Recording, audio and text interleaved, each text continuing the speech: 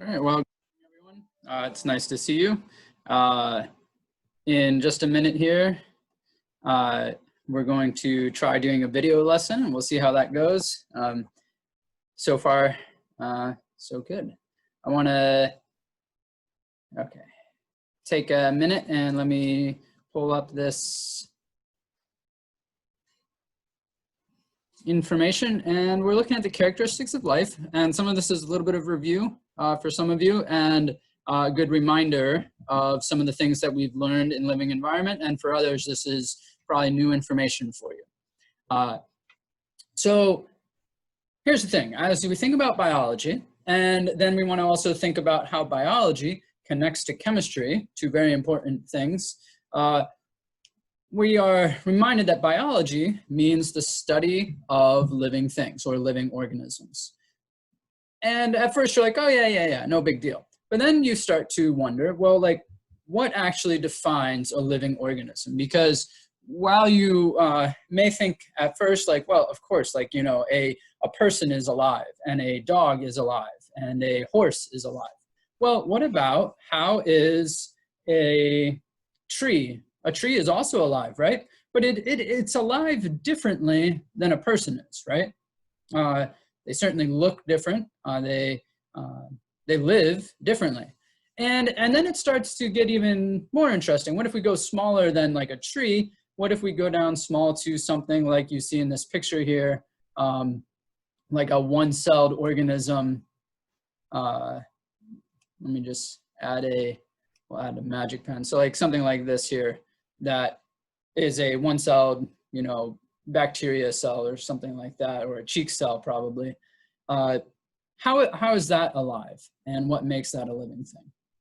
So we find that the one thing that scientists agree on here is that living things are made of cells. You cannot be smaller than a cell and be alive. So that's one characteristic of living things. We find that cells are the basic unit, we say, of structure, like what you are built out of, and function, like how you do things. So if you're any smaller than a cell, you just wouldn't be able to function. You wouldn't be able to do anything, and the organism would not be alive. So you can be one cell, and you could be all the way up to trillions, I said trillions, of cells. So we look here, we see that living things use energy.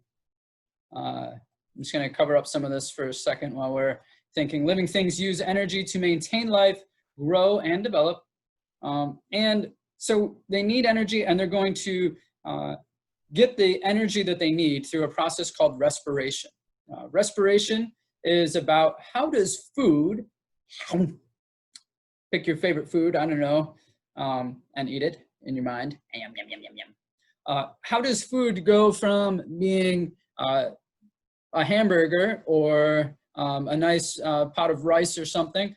How does it go from being food to actually being energy in like your cells, right? Because like, you know, if you're gonna make a muscle or something, or you're gonna wiggle your fingers, those need energy. They need energy to be able to do that. How do they get the energy actually all the way to your cell? Is there a piece of pizza in my hand right here? Well, kind of, and kind of not. So we find that we need oxygen and glucose to enter a cell. The cells use that to generate a molecule called ATP. ATP is a fantastic molecule. It's a nucleic acid, and it is, think of it like the money in your cells. So they use it for, it's the energy currency. It's, if your cell wants to do something, it's gonna cost a little bit of ATP. So if I want to open and close my hand, this isn't just happening by magic or anything. There is ATP being used to help my muscles contract and relax and open and close. And then the byproducts of that are CO2 and water. So you ever wonder why you breathe in oxygen and breathe out carbon dioxide? It's because of this process of respiration, which takes glucose, changes it to ATP,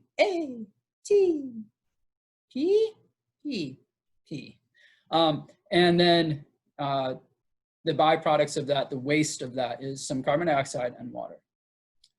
You may remember the respiration song, my friends. The respiration song goes like this.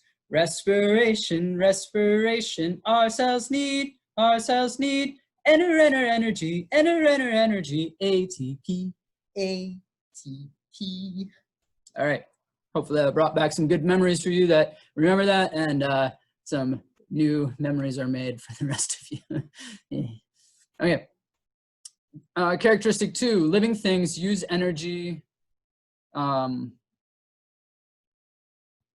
one we were just talking about. So living things use energy. What do they use this energy for? They're using it for everything.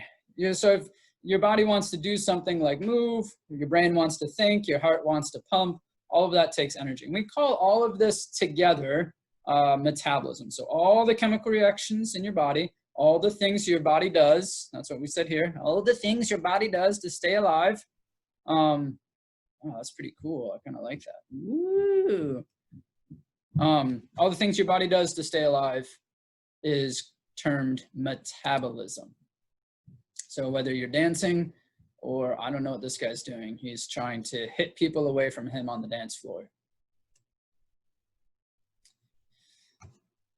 Characteristic 3, living things are able to respond, and we're going to stop here today with our notes. Living things are able to respond. This means that as a living thing interacts with its environment, we are all alive in the world, okay? And so as you interact with your environment, if you get cold, maybe you start to shiver. As you get hot, you start to sweat so much, okay? And we'll talk a little bit more about this later, but the main goal here is that living things are able to respond and able to maintain homeostasis. And we'll pick up with that tomorrow. All right. Well, thanks everyone for joining us for this little brief lesson, and we'll see how this goes. This is just kind of a test run, and we'll see if this is like, oh, we like this, or it's not good, so let's not do it anymore. All right. I'll talk to you later, and see you in class. Oops. I'm still here.